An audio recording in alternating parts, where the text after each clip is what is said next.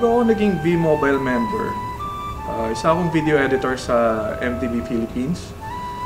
And after MTV, nung medyo nakita ko na parang kapos din yung income, nag-try ako magtayo rin ng sarili kong business. Video editing pa rin. Naging okay naman, pero medyo matagal dumating nga lang yung mga bayad sa akin ng clients, no? So, ganun pa rin, nagkaroon ako ng mga utang, and kaya doon nagsimula na maghanap ako ng extra income.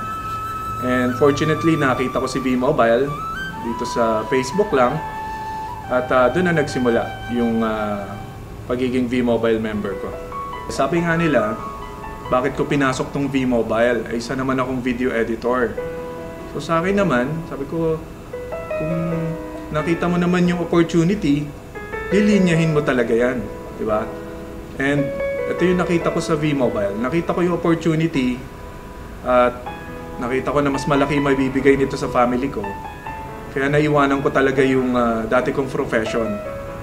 Isa sa reason kung bakit ako naghanap ng extra income, kasi syempre lumalaki na yung mga kids ko, kailangan ko ng mga panggastos, no? And yun yung hindi nabigay sa akin nung naging employee ako, naging businessman ako. Parang laging kapos, parang laging kailangan mo maghigpit ng sinturon. Pero di sa V-Mobile, dito ko nakita yung financial freedom na sinasabi nga nila noon na pinaniwalaan ko lang dati. Hindi ko alam na in a short span, makakamtan pala namin yun. Nasabi dati sa akin ng kapatid ko na yung mga nasa taas lang ang daw akong kikita rito sa ganitong business. So hindi naman ako naniwala dahil nakita ko naman kung paano patakbuhin yung business that time kahit nag-uumpisa pa lang ako. So ginawa ko pa rin siya. Tapos dumating yung time nung nakabili na ako ng mga gusto ko, hindi lang yung mga kailangan ko. Doon nakita ng kapatid ko na nagkamali rin pala siya. And natuwa ako dahil nung nakita niya yung pagbabago sa buhay ko, sumali na rin siya. Sabi ko mga na-accomplish ko talaga. Yung mga utang ko, nabayaran ko talaga sa credit cards, yung 3 credit cards ko na maxed out na. Dito ko nahanap yung pambayad ko. No, inisip ko dati, sabi ko kailangan ko yata mag-abroad para makabayad sa mga utang ko. Pero dito ko yung nakamtan. Pero masigit pa pala yung bibigay niya sa'yo pag yung talagang tinrabaho mo mabuti. Yung family ko, ang galo ko na galing sa V-Mobile para sa kanila, yung nadala ko sila sa ibang bansa.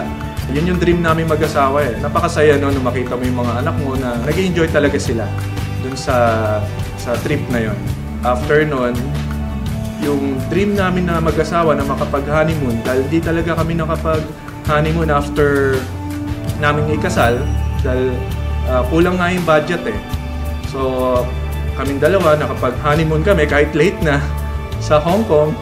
Tapos dinala ko na rin siya sa Macau. So, ang saya. Parang yung saya na hindi mo inaakalang makakamtan mo pa. Dito lang pala yon sa V-Mobile. Kung alam mo kung bakit mo kailangan gawin yung business, meron kang rason. Like for sa akin, yung family ko. Yun yung magiging lakas ng loob mo eh para gawin tong business na to. Kahit anong sabihin nila, hindi ka talaga matitinag, hindi ka agad masisiraan ng loob. Dahil alam mo, yung reason bakit mo kailangan gawin yung business. Dahil alam mo naman na tama yung kinalalagyan mo, alam mo tama ginagawa mo.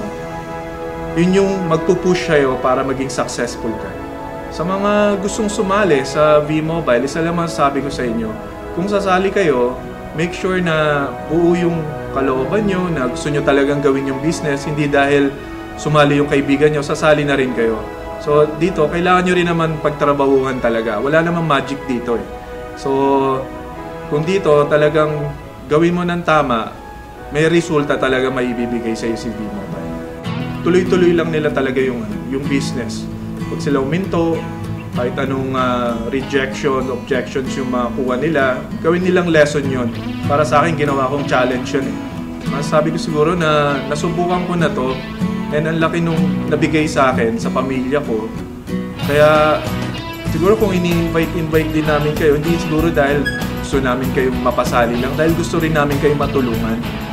And kung susubukan nyo lang din naman, kung gagawin nyo rin naman ng tama, tiyak naman yung magiging tagumpay nyo rito sa V-Mobile.